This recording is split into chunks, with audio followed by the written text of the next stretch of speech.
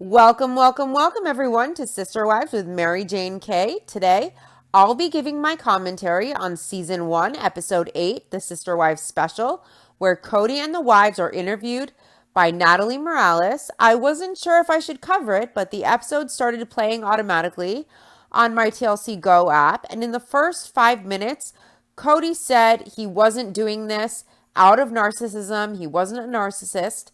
I am not a shrink. I have heard different actual shrinks on YouTube categorize Cody differently. Not everyone agrees Cody is a narcissist according to the DSM, but everyone I have watched agrees he has some, or if not a lot, of the tendencies of the DSM for narcissism, and that he's an asshole. So he does fit some of the criteria that define a narcissist, in my opinion. I am not a shrink to determine if Cody fits enough criteria for a diagnosis or not, but in my opinion, as just a layman, those tendencies of narcissism are there, and he fits some of the criteria for narcissism at the very least, in my opinion. But we also have to remember that we do not know the Browns. We don't know these people personally. And even though we have watched them season after season, we are still getting a highly edited TV show with some level of production, whether there is a script or not. So we can't know the real reality from just what the viewers get to see.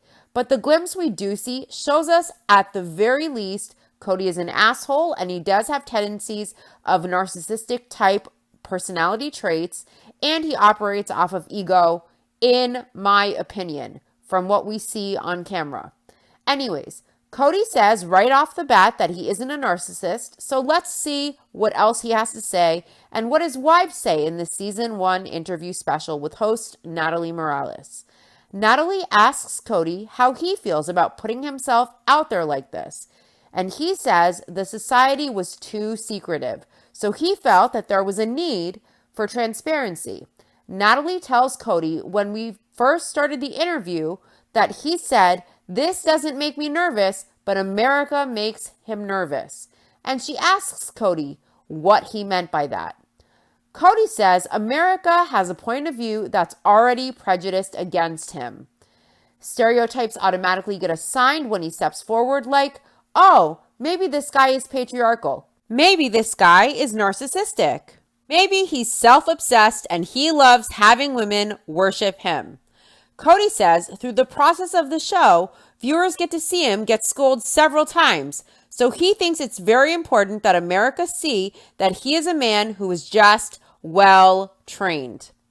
It's ironic, all the stereotypes Cody tried so vehemently to combat about himself and polygamy, he has only proved to be true. Let's go one by one. He says people assume that he is patriarchal when he isn't. Everyone understands what the term patriarchal means, but I thought we should define it to see if any of Cody's behavior on camera on the show over the seasons appears to be patriarchal, just for shits and giggles. So, patriarchal means relating to characteristics of a patriarch and relating or characteristic of a system of society or government controlled by men. So Cody's system is polygamy. In Cody's system, does he view himself as the patriarch? Within his dynamic, in his family, is Cody the leader or ruler? Do the wives have equal say and a democratic vote? Or does Cody like to lead authoritatively and do things his way? And when a wife makes waves or refuses to comply with Cody's way, what is the result?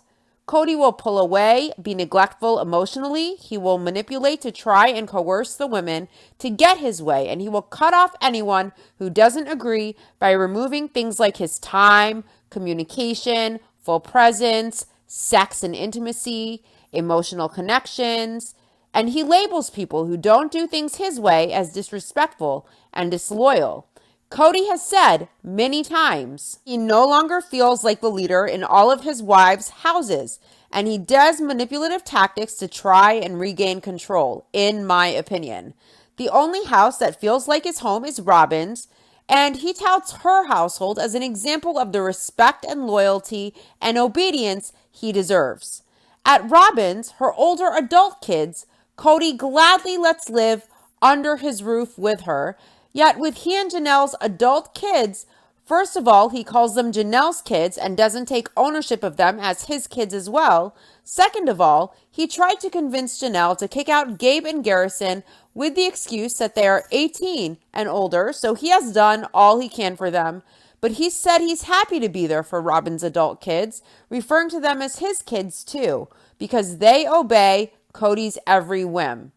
He dictated to Christine, "No sex until we see how your behavior is with your sister wives." Christine tried to discuss it with Cody, but it wasn't up for any discussion at all. There was no room for a talk about it or communication about it. There was just a dictation. He dictated to Christine, "No sex. There isn't going to be sex. I'm not interested in that." And when Christine tried to discuss it, Cody wasn't up to have any type of discussion when he knows he can get sex at least 2 other places if Mary is a wife that is considered off the table for sex, and Christine has nowhere else to go for intimacy other than Cody unless she does as he says and adjusts her behavior. Why are Christine's intimacy needs tied to her changing her behavior with Robyn for Cody to see if intimacy can be negotiated? That sounds like a patriarchy to me. Next up, the next stereotype Cody made a point to say he is not is narcissistic and self-obsessed, and that he loves having women worship him. Does Cody have narcissistic tendencies? Is Cody ego-driven? And does he manipulate situations to get what he wants for himself? During the pandemic, Cody created rules more stringent than the CDC guidelines, knowing they were impossible for his wives and kids to follow and that they were completely unnecessary. He did this as a way to live monogamy with Robyn, in my opinion, so Cody can try and look like he has a valid excuse to be less present and have unequal times with his other 3 wives. Also, what about the time when Cody had a night with a wife in a hotel during the RV trip, and he switched the rotation, and that wife had to wait even longer for their turn because he preferred to sleep at the RV park. He thought it was a cool place to be. Cody does what serves him, and he said if the wives complained, he would be in a bad mood, and no one wants it to be a bad trip, like accept this or else. Cody says these women will not do what he tells them to do. It's never happened. Christine says he doesn't really try either. Cody mentions he has tried before and he got the smackdown. He says the only people that he's able to boss around at home are the kids, and that's just in respect to cleaning their rooms and doing their homework. Cody has told the women what to do many times. He tried with the C-19 mandates. He pushed the wives to move to Flagstaff when they weren't all on board. He tells the woman no sex and no discussion, and they get 0 say when he decides something involving them. Mary says when people find out about them and their lifestyle, everybody's shocked. Natalie, the host, explains that the Browns practice fundamentalist Mormonism. Fundamentalist Mormons practice polygamy, which was disavowed more than a century ago by the mainstream Mormon church, known as the Church of Jesus Christ of Latter-day Saints. Morales continues that it is estimated today that there are over 35,000 polygamous families in the United States. That estimate is from over 10 years ago. I tried to find a more current figure, but all I could find was a rough estimate of between 30,000 and 50,000 polygamous families in the United States. And of course, not all polygamous families are going to be out in the open reporting this because it's not legal in many states. So what most polygamists do is they stay under the radar. So we don't really know the actual number. Natalie, speaking to Cody, says watching the show, viewers can all relate up until the point where Cody goes off into the bedroom with one of the wives, and she imagines that's where it's a difficult thing for all of them. Christine responds, saying it's not a thing they really want to talk about. She says it's very personal and a private part of their life, and they really don't even want to go there. Now, Natalie wasn't asking them what positions each wife likes best. She was just touching on the fact that when it's Cody's night with one wife, it must be tough on the other wives. But rather than addressing the emotional struggle or jealousy or insecurity or competition, the topic is immediately shut down. I think it's just because the Browns want to desperately push the lifestyle as positive and healthy and different from the media portrayal of the cult stuff. Natalie asks to make one thing clear. She asks Cody, "You with all these women, this is not about sex?" Christine answers for Cody. She says, "It's about a family. It's about making our family work and our relationships work. And it's about love and communication and raising incredible kids." Cody says to Natalie, the host, that chicks don't understand that a guy can have 4 best friends. I think Cody thinks he's being cool calling women chicks. Janelle calls Cody out jokingly. She asks, "Chicks? We're chicks?" Cody says it's very easy for him to look at Janelle and say, "You're my best friend. I want to tell you everything." And the same goes for Mary and Christine and Robyn. It goes all the way around. I just want to point out that at the tell-all this season, Janelle referred to Cody as her best friend. And when asked by the host if he and Janelle were in sync, Cody said that they weren't in sync. When asked if he loved Janelle or if he was in love with her, his response was a deflection, saying to the host, "If you ask Janelle, she will tell you she isn't in love with me." We also know Christine has divorced Cody and he openly loathes and resents Mary big time. So his only best friend he wants to confide in is Robyn for now, it seems. Natalie mentions the pain in adding a new wife. Mary says she has been through this before. This is her 3rd time with Robyn entering the family. And every time a new one comes along and she goes through her insecurities and her jealousies and she works through them, they become a stronger family. In my opinion, those jealousies and insecurities aren't something you just work through or work hard at and they eventually go away. It's constantly there, a constant perpetual battle to suffer through in that lifestyle. The thing is, you're a wife deeply in love with your husband, wanting them, loving them, expecting all your needs met by them, met by your husband. And it's natural human instinct to want to fall to pieces if your husband loves another woman or cheats on you. It's an instinct, a human instinct to want to claw the other woman's eyes out. You feel deeply betrayed, disrespected, unvalued by your husband constantly, and it never just goes away. There is no amount of hard work you can do to defeat it. And it doesn't make you a better, stronger person to be under constant strain and stress and emotional duress and suffering. It doesn't make you better or stronger, or the husband better or stronger, or the family better or stronger, in my opinion. This lifestyle asks women to torture themselves, to go against human nature and consciousness and love. So this notion that you work hard and it goes away and makes you stronger, I don't believe that is the case at all. Cody says when they're all on the couch during confessional scenes, you're really listening. They play the clip of Cody saying he guesses he could be less of a chump and more of a man. Cody says you get a triple whammy. You experience the feeling, and then a couple of months later, you talk about the feeling, and many months later, you see it again on TV and you relive it. Robyn says they are so over certain episodes. I'm sure she means the ones where the wives are suffering and emotional about Robyn entering the family.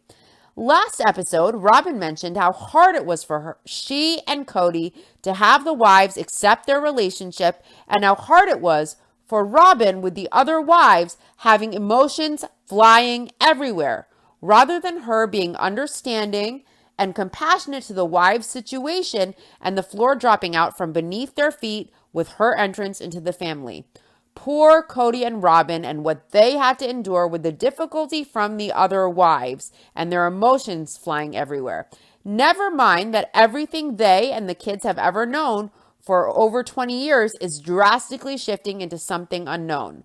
Robyn is over those episodes, I'm sure, and the episode with the fake dress shopping experience, because she has to get those bitter pills down, and it's oh so hard for her. Natalie mentions the Browns adjusting to all the attention from going public. Cody says all of a sudden everybody knows you, and it's like standing out in a football field naked, and everybody is in the grandstands watching you, and you have to decide if you're going to flex or cover up and hide. Natalie asks if Cody is flexing, and he says He covered up and hid for a while. He was embarrassed. Natalie asks the 4 wives and Cody what they are most scared of in putting themselves out there in this way. Janelle worries about the children. They double their efforts to make sure things are consistent and normal and that they do their normal family things so the fabric of their lives is not changed so dramatically by this experience. Cody names all his kids, but he forgets some of the girls and quickly corrects himself, naming Aurora, Savannah, and Truly. Cody says all the kids have expressed a love for the show and the filming and the experience, and they have all also expressed a distaste for it. I wonder if Cody sat with all of his kids personally and individually, painstakingly explaining what fame will mean for them, the repercussions of being placed in the public arena at the whim of public opinion, what filming constantly means and entails, the loss of anonymity and privacy, and if the kids that young can fully comprehend and wrap their mind around all the repercussions and consequences and what it actually means, not only in the present and immediate, but also lifelong and in the future, what the consequences of this is for them for all of their lives. I'm sure that the Browns needed the money to survive. So were the kids fully taken into account and fully on board and understanding of this, and not just the immediate effects, but the lifelong repercussions? Natalie is speaking privately with Cody, and she says he is sort of the moon and his wives rotate around him. Cody says that is flattering for a big ego. He totally has an ego the size of Texas, if not bigger than that. But he is trying to play coy and humble, like, oh, he has so much humility.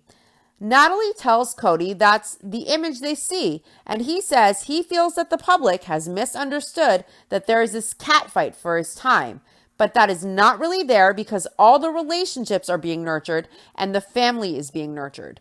What a car salesman. That did not age well. As we know, all the relationships have not been nurtured with the wives or the kids, and Cody went so far as to say his wives are obstacles to his goals.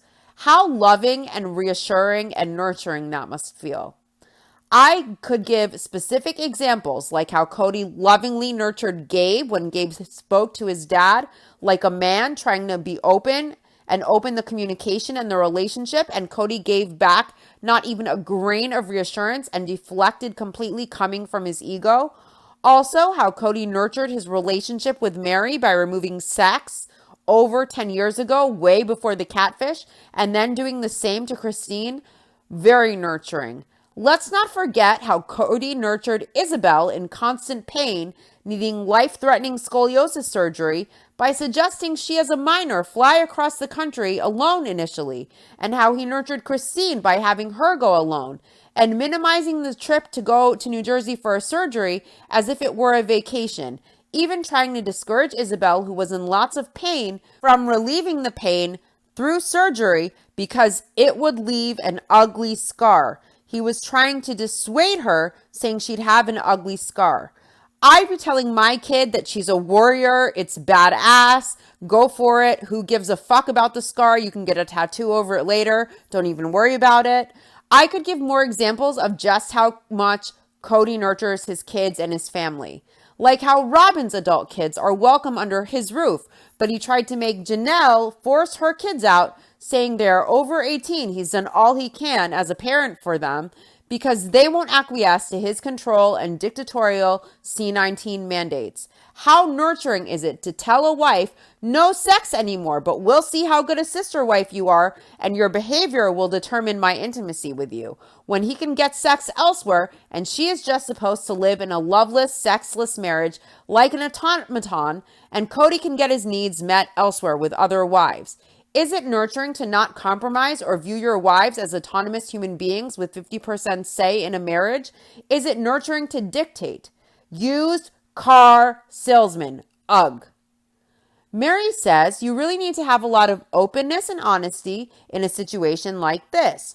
Cody says at the same time you have to have love and forgiveness in relationships or you will burn yourself down. Let's talk about that statement of Cody's. You have to have love and forgiveness in relationships or you will burn yourself down. What a foreshadow. With Mary, does he have love and forgiveness for her mistake, or is he cruel and does Cody twist the knife every chance he gets? He loathes Mary openly and he tries desperately to push her out. I understand she got catfished. She searched for love outside of her marriage. Now, I've said this a million times and I'm going to say it again. I understand Mary wanting love. I believe she deserves love and investment and a person who is all in with her and understands her, and she deserves to seek that out.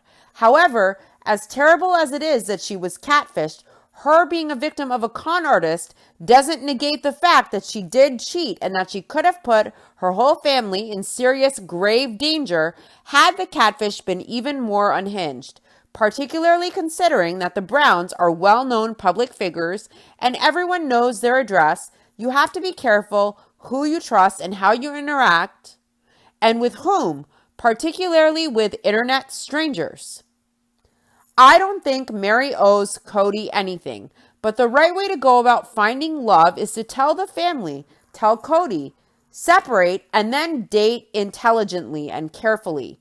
Mary was naive and gullible, and she was foolish to trust the words she wanted to hear because she desperately wanted love, and it could have put her whole family in danger. I think Mary refuses to admit she would have left had the catfish been real, and she wants that to be swept under the rug because she feels being a victim of a catfish supersedes that or negates her fault in it. Cody also needs to admit he played a large part in Mary seeking out other relationships and falling victim to a catfish, and he is accountable for it in some way. He abandoned Mary. He was not present. He removed intimacy from their marriage over 10 years ago.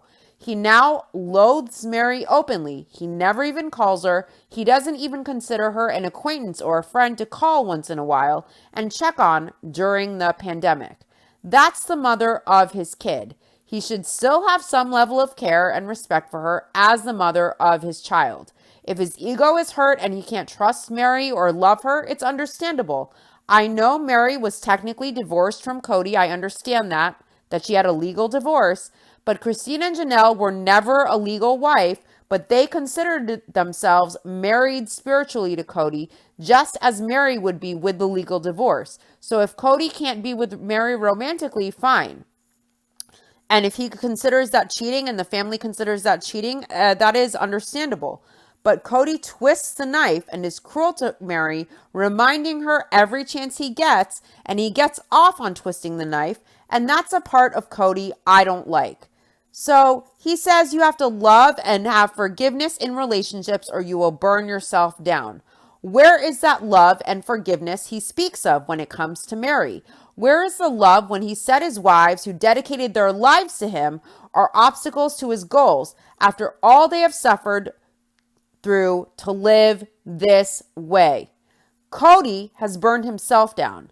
He is so bitter and disillusioned, and he desperately wants to be done with the lifestyle and the family structure. He seems to want monogamy in his mind, heart, and conscience. So rather than burn himself down and harboring resentment and anger and systematically being abusive and neglectful and manipulative and cruel, why not be open and honest and live monogamy and be kind and loving and supportive to your kids and wives and be a man about it rather than pushing everyone out in such a toxic way, burning yourself from the inside out?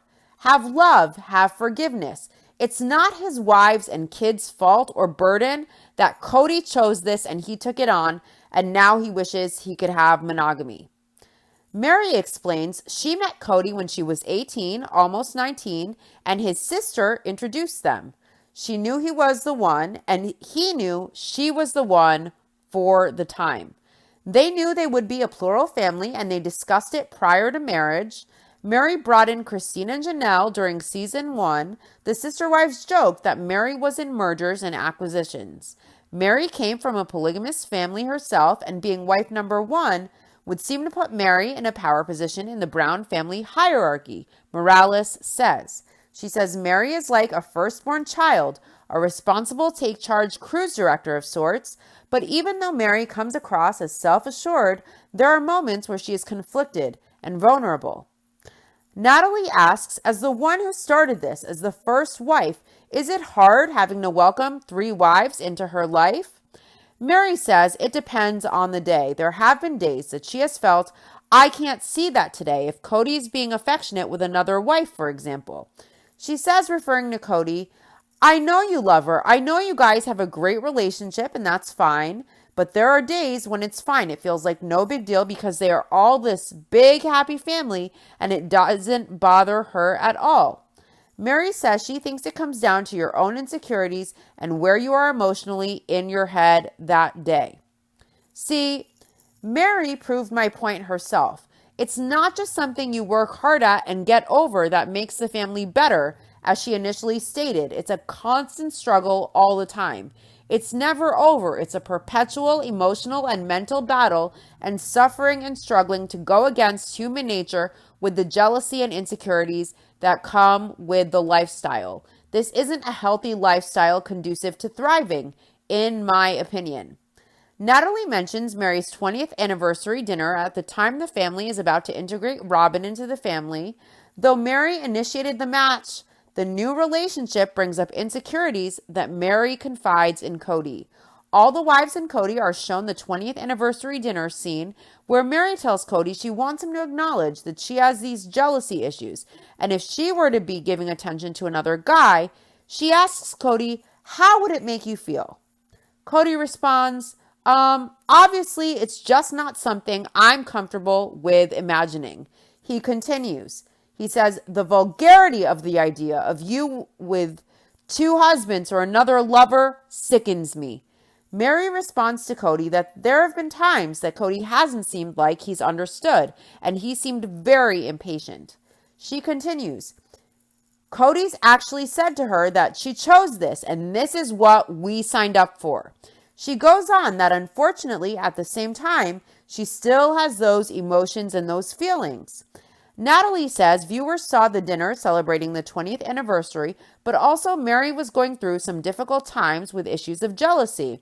Mary responds that they just have ups and downs, and at that time they were going through a tough spot, and add Robyn on top of it. Then she stops herself and she apologizes. She says, not Robyn, sorry, the situation and the insecurities that she was already having because of their relationship just made it worse and just made it really magnified. Cody says every couple in America who has made a marriage last, he believes, has been at that place. He says most of the time they are in love. Most of the time they are looking at each other saying, I love you and I like our life together. He says just because something is just a little kinked here, a lot of couples never even discuss those issues, never even go to that place. But he and Mary have actually said after 20 years, I love you, I'm committed, and I choose to stay. What Cody is doing here, in my opinion, is he's trying to minimize the situation and normalize the struggles in polygamy as if they are the same issues and struggles a monogamous couple would face. And he's even trying to suggest that they are able to go deeper than most monogamous couples go and face deeper issues and come out still loving, strong, and committed. But that isn't necessarily the case. He cannot normalize the struggles of polygamy as the same as in monogamy or minimize the suffering that inherently comes with the polygamous lifestyle. He's trying to say every monogamous couple has ups and downs as well. And it's the same in polygamy, when polygamy is constant torture and jealousy and insecurity on top of the ups and downs of a relationship. It would be like being a woman in a monogamous relationship cheated on over and over and over, feeling constant jealousy and insecurity, and then saying it's normal I suffer and endure this because it happens everywhere. Most husbands cheat. No, it doesn't. Mary's struggles with fertility are mentioning her miscarriage and how she always dreamed of a house full of kids. But she has just one child, Mariah, while Janelle and Christine have 6 kids each. The host mentions the Mexico trip and Cody suggesting IVF and Mary feeling it wasn't something she wanted to do. The host asks Mary if she feels the need to expand her biological family anymore. Mary says she has done a lot of fertility treatments before and her emotions are a roller coaster of hope, hope, hope, just to be let down again. She's getting older and she feels if it were to happen naturally again, then it would be awesome. Christine says Mary having only one child is unfortunate, but she's hoping because they all have kids too, that Mary feels more complete and Mariah has siblings anyways that she loves through all the other sister wives. Christine says she makes sure if she's expecting to tell Mary first before announcing it to the family. They play a clip of Mary saying the only thing keeping her staying with Cody is her commitment level and her daughter, and she says that she questions staying, and she is in tears during the scene that they're playing as Cody strokes Mary's hair. Natalie asks Mary if she sometimes thinks about leaving, and Mary says there was a time that she and Cody were struggling so much. She knew that she wouldn't leave because she has a commitment and she and Cody love each other and she wouldn't, but there are times that she has thought she doesn't want to deal with the stress. Natalie describes Janelle, wife number 2, as the level-headed worker and thinker. Janelle says she has always been a career person who prefers to work rather than to be at home with the kids, because in a family this big, one breadwinner is not enough. Janelle is the only wife who did not grow up in the faith, and she never sought out the polygamous lifestyle. Instead, the lifestyle found her in an unusual way. Natalie explains that before Janelle and Mary were sister wives, they were sisters-in-law. At 19, Janelle married Mary's brother, Adam.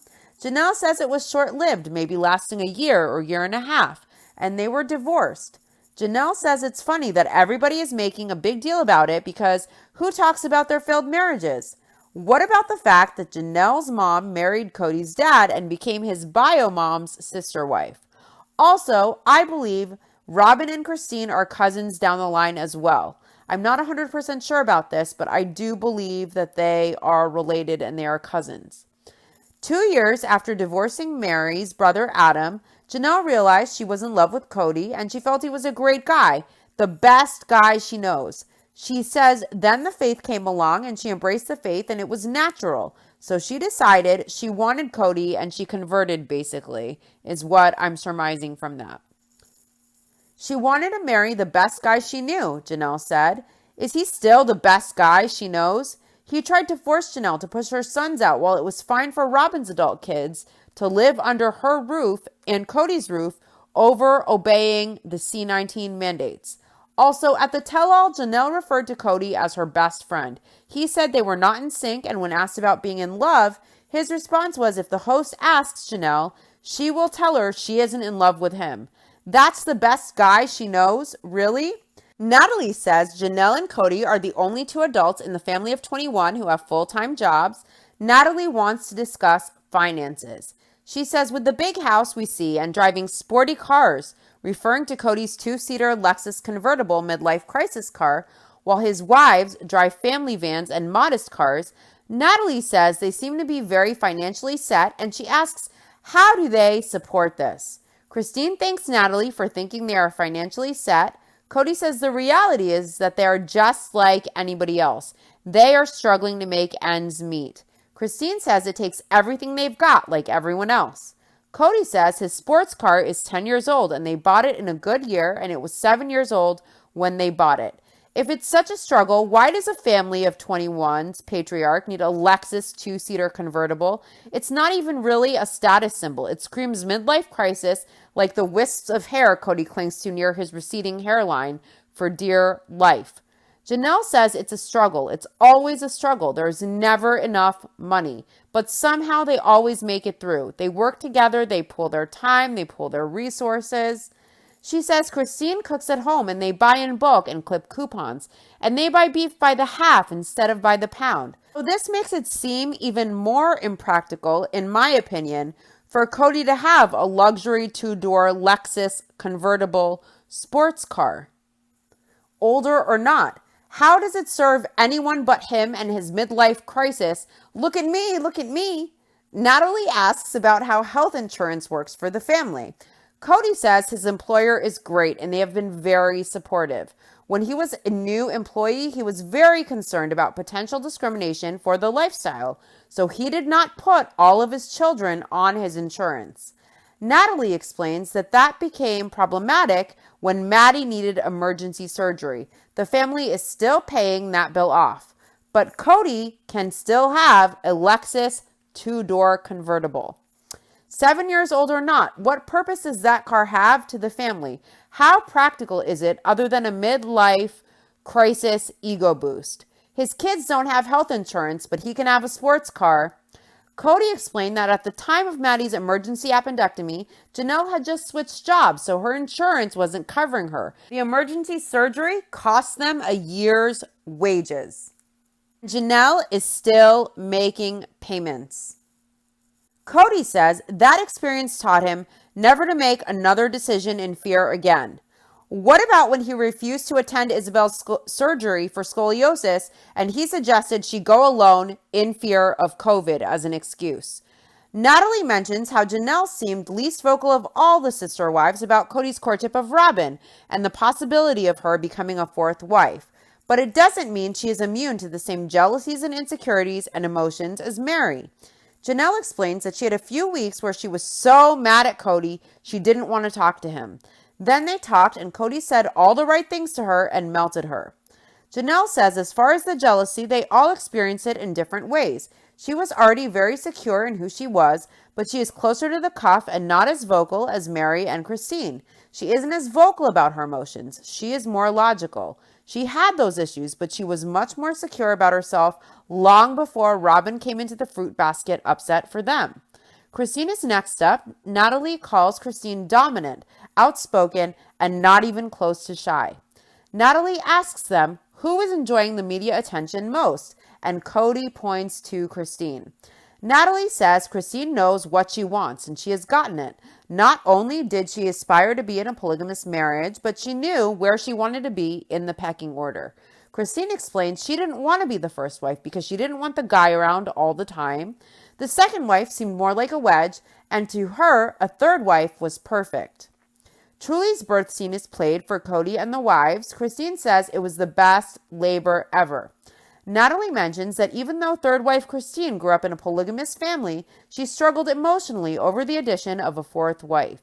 She says she never understood what Mary and Janelle had gone through, wondering how they could be jealous or how they could be insecure. She never was, so it wasn't an issue to her, until Robyn came along, that is. Natalie asks Christine what she was feeling. She says she was feeling jealous, insecure, she was feeling replaced. Robyn says she feels bad. She hates it so bad. Christine says it was one of those stupid things until you remember you haven't been replaced. Robyn says there is no other Christine. Really? Robyn feels bad, but woman to woman at the tell-all this last season, she tried to shame Christine for not trying as hard as she did in her first marriage, as if Christine should try hard to take less than is enough for her, less than she deserves when she tried for 30 plus years. That was so rude and cruel and toxic of Robyn, and it showed her character in mentioning things that were not at all her place to be mentioning. There's only no other Christine when it benefits Robyn to say that. Natalie says all the stresses Cody's wives felt over his new relationship came to a head near the end of the season when what should have been a bonding session in a bridal dress shop turned tense when the first three sister wives learned Cody went back to the shop with Robyn without them and picked the dress. Natalie plays the clip of everyone on the confessional couch with Cody dropping the bomb that he picked the dress with Robyn. Natalie says this is one of those cringeworthy moments where they see how they all worked through an important moment that was also very painful for all of them. Cody says he is still reliving the pain.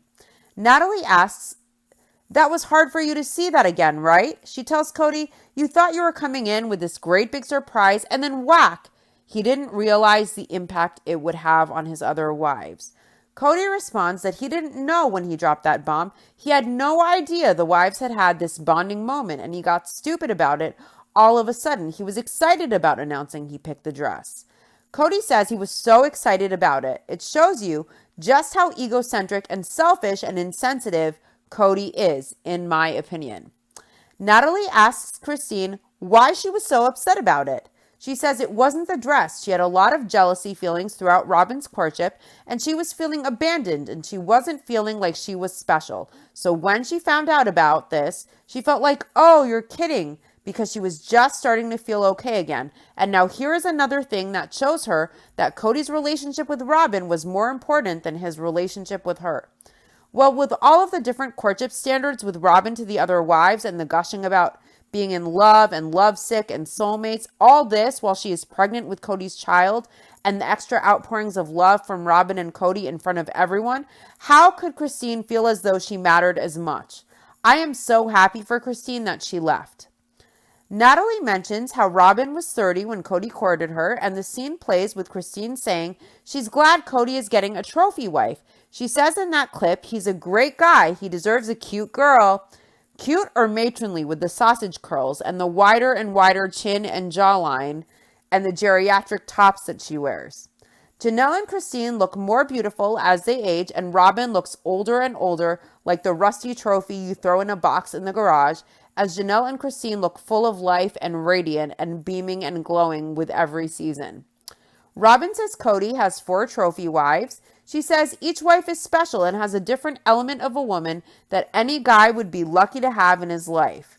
Natalie says the divorced mother of 3, Robyn, is sweet and emotional. What about emotional, unstable, anxious, manipulative? She says Robyn knew exactly what she wanted in a husband and a marriage. Natalie asks Robyn why she chose Cody.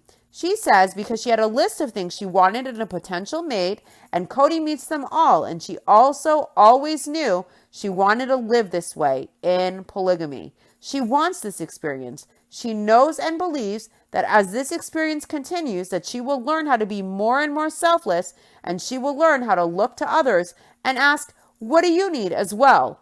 LOL. She truly has a servant's heart. Mother Teresa has nothing on Robyn.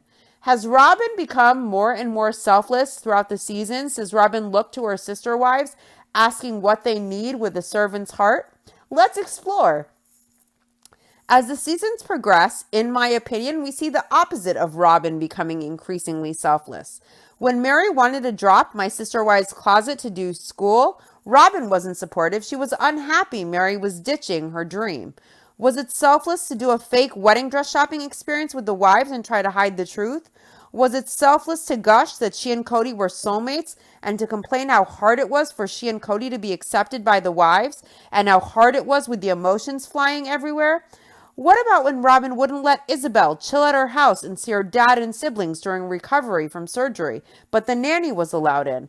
Or when Robyn called Janelle's kids out by name at the tell-all for not accepting her, or when she requested equal time as the wives had as a fiancé, saying she and her kids needed that time with Cody, when Cody's other wives and kids had to go through shell shock with everything they have ever known, shifting drastically to absorb Robyn and her kids, knowing that his other wives and kids could have used that time with Cody for a little more security and reassurance that things would continue to be solid.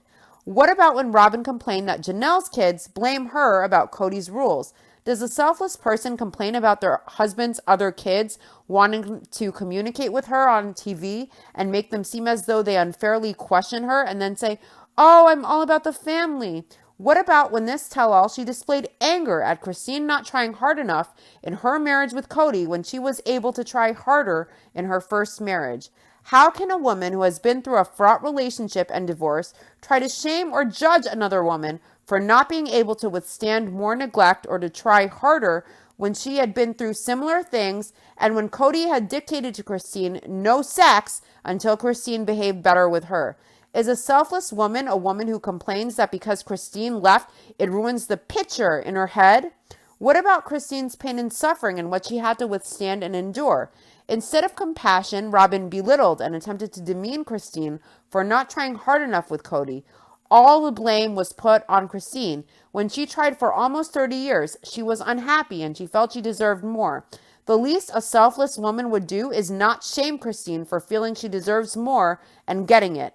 Instead, she would prefer Christine try harder to tolerate and endure more neglect and manipulation so the picture in her mind of the Browns could become her reality in real life. If Robyn is so selfless, and this lifestyle helps her to become increasingly more and more selfless and ask what she can do for her other sister wives, what about Mary, who was very isolated and alone during C19? She barely has any relationship with Cody. She's not too close to Janelle and Christine and their kids. And she was basically all by her lonesome during C19, and she followed all of Cody's C19 mandates in the hopes that she would be welcome at Robyn's house, where Cody was living basically in monogamy with Robyn, and she was hoping that she would get to spend some time with Robyn and Cody and perhaps Saul and Ari and Robyn's other kids. And miraculously, Mary wasn't allowed over there. Mary waited, expecting that she would be welcome over there. And Robyn never even extended an invite. Cody never called her during C19, never even checked up on her as the mother of his daughter, knowing that she's isolated, knowing she's alone, knowing that she likes to be around people and she needs people. He couldn't even extend himself through phone calls to her. And Robyn couldn't even have her over, knowing she wasn't a threat, knowing that she wasn't, she was very adherent to Cody's guidelines that are more stringent than the CDC. And Robyn's excuse was, oh, I didn't want to upset the other wives. Well, the other wives who weren't following Cody's mandates were already getting together on their own. They were getting their kids together on their own and following CDC guidelines and doing everything appropriately. So there was no reason Mary should not have been invited and welcome over in Robyn's house, considering she followed Cody's mandates. And Robyn didn't even think to invite her over, and Cody said it was okay. And when Cody said it was okay, Robyn's response was, I don't want to upset the other wives. And she reluctantly had Mary over after quite some time. And even Janelle and Christine, who were getting together on their own following CDC guidelines rather than Cody's mandates, were flabbergasted and shocked at the fact that Mary was alone all that time and that she wasn't welcome over at Robyn's house. So everything is mostly about how it affects Robyn. She has a hard time having true empathy or putting herself in another's shoes, let alone asking what they need and providing it. Natalie asks why there was such a big gap, why it took 16 years before Cody got back out there again. And Cody says it's not like you are wife hunting. Cody sighs and he says, heaven forbid. It's like a cattle call, like, ooh, she's cute. He says that kind of stuff is gross. It grosses him out. Mary interjects that it's a situation of when the right person comes along at the right time. Natalie mentions that Cody and Robyn had a matchmaker, first wife Mary. The two women clicked and Mary suggested to Cody that Robyn may be sister wife material. Cody wasn't so sure. He says he had personal reservations. He shuddered. He said he had an ick factor because Robyn was divorced with kids. Natalie asks what Cody meant by ick factor. Janelle says there are a lot of divorced people in their world.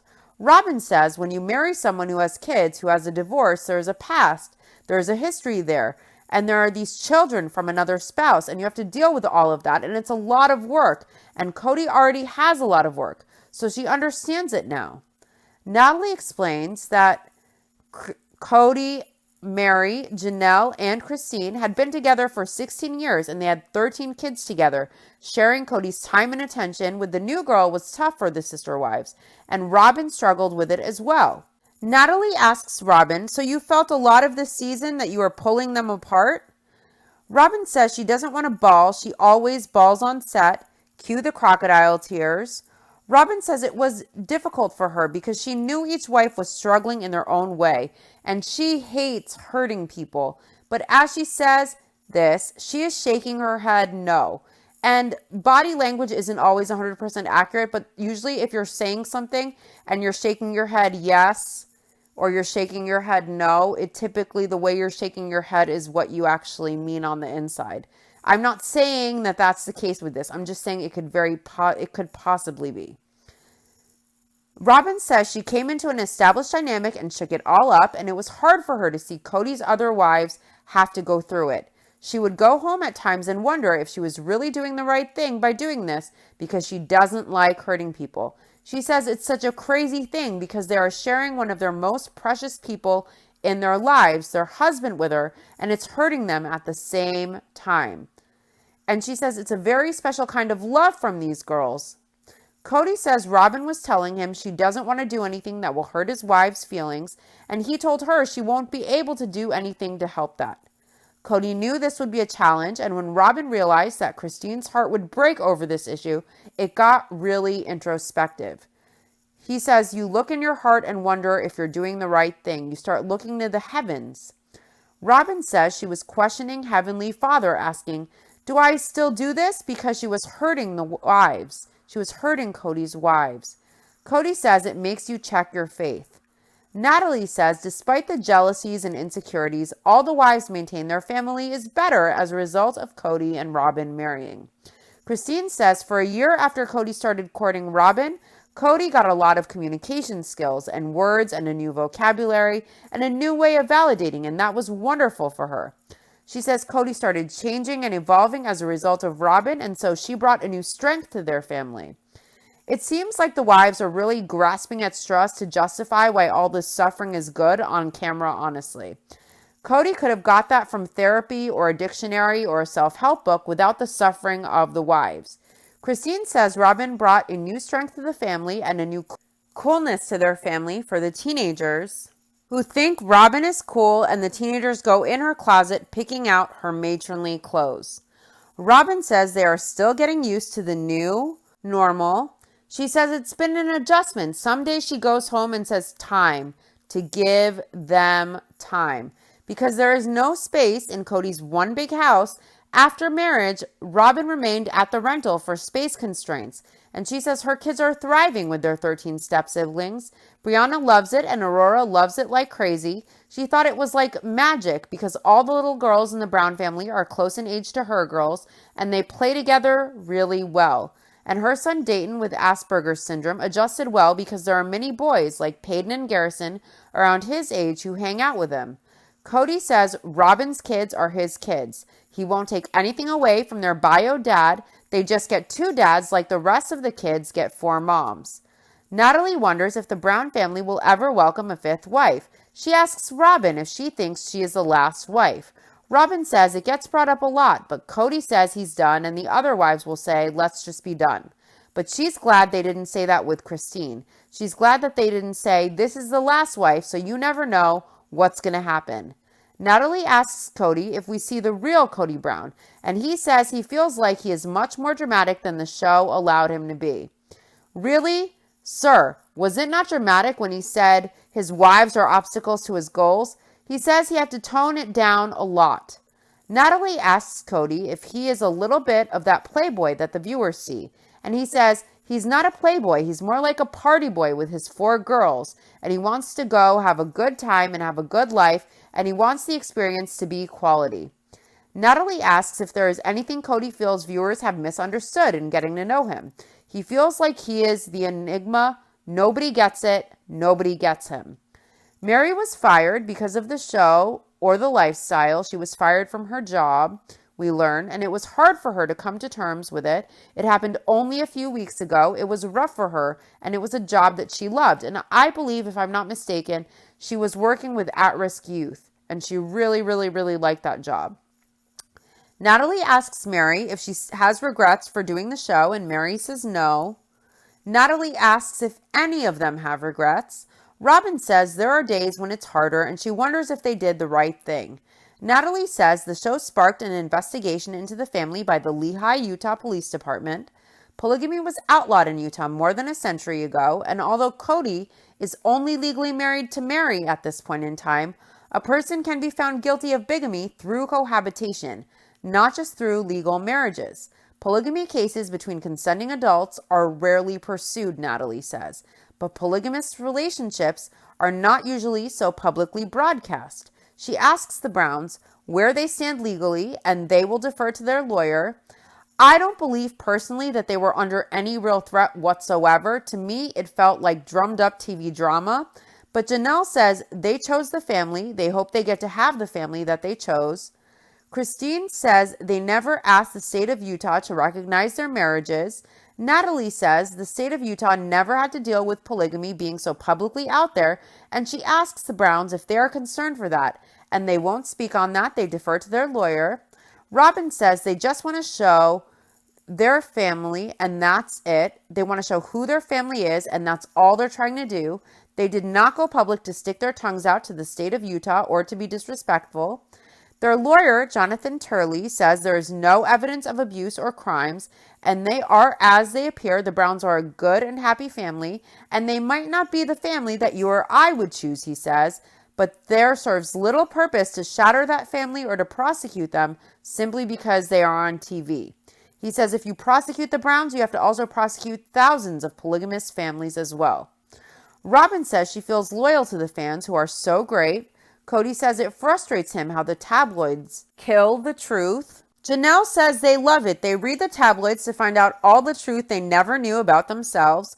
Mary jokes they found out the other day that she was leaving Cody.